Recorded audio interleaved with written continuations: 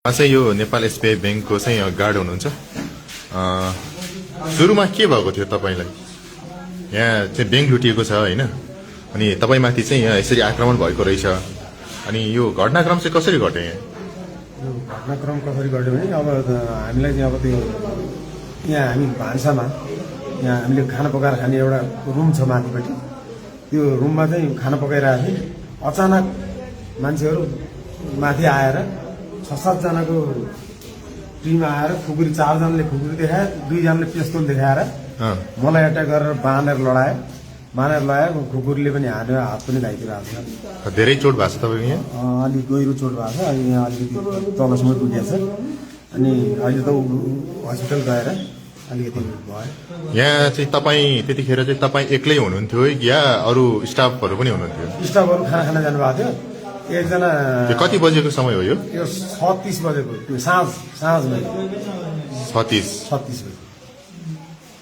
सुरुमा तपाईँ ढोका खोलेर बस्नु भएको थियो कि?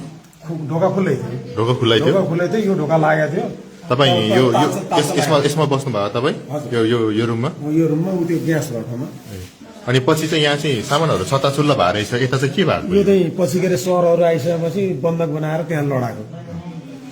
तपाईँलाई पहिला यहाँ बाँधेको कि के भएको? मलाई के अरे त्यहाँ अब जस्तो कि नबल भनेर मुख थिच्यो। मुख थिचेर अनि त्यहाँबाट बाँधेर त्यो डोरीहरू पनि त्यत्तिकै छ।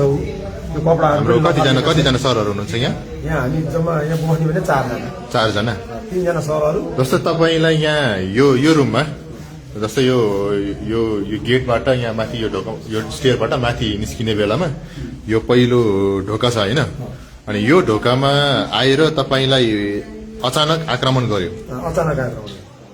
तपाईँलाई यहाँ बाँधेर राखेको होइन? जस्तै अब पछि हामीलाई जिल्ला प्रहरी कार्यालय घ्याङलेखबाट हजुर प्रहरी आएर ढोका खोलिदिएपछि हामी बाहिर।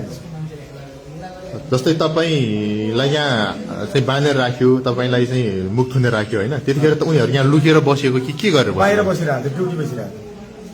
उनीहरू पनि ड्युटी बसिरहेको थियो, बाहिर ड्युटी बसिरहेको थियो। तल ताला फोरिरहेको जस्तो टङ आवाज आउँथ्यो। सरहरू आउनु भएपछि उहाँहरूलाई पनि कसरी आक्रमण भयो? ऱ्याङमै समातेर बन्द गरे। सरासरी आए यिनीहरू लुकेर बसिरहेको छ यहाँ होइन? लुकेर बसिरहेको छ। सरासरी आउँदाखेरि च्याप्चु गरेर र यहाँ पछार भएर सबैजना बाहिरै थियो कि त्यतिखेर? अरू बाहिरको सरहरू आउँदाखेरि चाहिँ बाहिरबाट खाना खाएर सरहरू आउँदाखेरि चाहिँ सबैजना बाहिरै थियो कि? होइन, यहाँनिर के अरे खाली थियो अरे। यहाँनिर खाली थियो अरे होइन? हजुर खाली थियो अरे। उता माथितिरबाट झरेको उहाँ तल हेफक संस्थाको त्यो रामकृष्ण बोगरा भन्ने सरलाई हजुर उसलाई पनि माथि गएर बानिसयाएर छ। अनि बानिसएपछि अनि त्यहाँबाट उसलाई बाँधेर उता लुकेर बसिहाल्छ। आएर सरहरूलाई पनि बाँधेर लडायो। अनि यहाँनिर यसरी बाँधेर राख्यो। तपाईँ चाहिँ पछि उहाँ सरहरू आउनु भएपछि तपाईँ चाहिँ निस्किनु भयो? पुलिसले आएर ढोका खोलिदिएको। हाम्रो त सबै चुकुल लागेको थियो बाहिरबाट। उनीहरू चाहिँ कस्तो सुरुमा आउँदाखेरि तपाईँले यो बत्ती बालेर राख्नु भएको थियो? यो रुमको बत्ती थियो होइन? त्यो आउँदाखेरि चाहिँ उनीहरूको हुलिया चाहिँ कस्तो थियो? हुलिया त्यो हामीले अब के अरे पहिचान गर्नै नसक्ने त्यो मुखुन्डो जस्तो के टोपी भन्छ त्यसलाई? Monkey cap. त्यो शरीरभन्दा तलतिरको कपडाहरू चाहिँ कस्तो थियो उनीहरूको?